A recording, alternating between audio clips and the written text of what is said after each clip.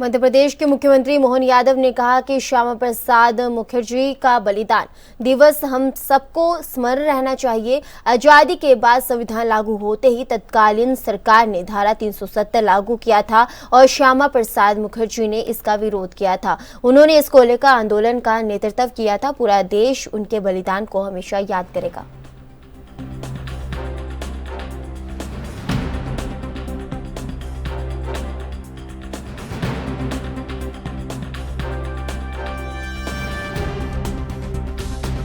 बता दें कि मध्य प्रदेश के मुख्यमंत्री मोहन यादव ने कहा कि श्यामा प्रसाद मुखर्जी का बलिदान दिवस हम सबको स्मरण रहना चाहिए। आजादी के बाद संविधान लागू होते ही तत्कालीन सरकार ने धारा 370 लागू किया था और श्यामा प्रसाद मुखर्जी ने इसका विरोध किया था। उन्होंने इसको लेकर आंदोलन का नेतृत्व किया था। पूरा देश उनके बलिदान को हमेशा याद करेगा।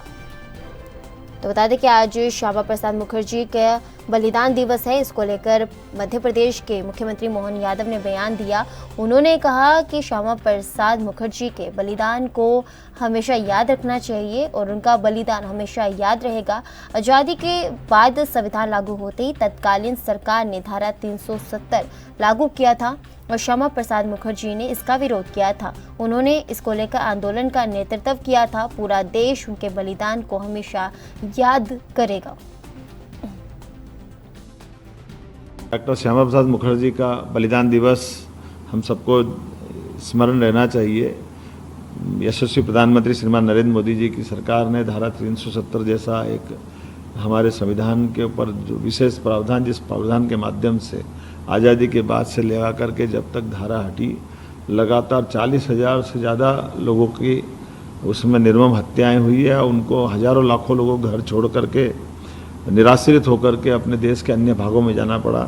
ऐसी एक कठिन और ख़राब अवस्था से बाहर लाने के लिए यशस्वी प्रधानमंत्री ने इस धारा 370 के मामले में रोल अदा किया। लेकिन ये हम सबको भूलना नहीं चाहिए कि धारा 370 आज़ादी के बाद संविधान लागू होते ही तत्कालीन सरकार ने लागू किया था और यशस्वी जनसंघ के राष्ट्रीय अध्यक्ष डॉक्टर श्यामा प्रसाद मुखर्जी ने इसका विरोध किया था और उनने उस समय आगाह किया था कि ये गलत धारा है।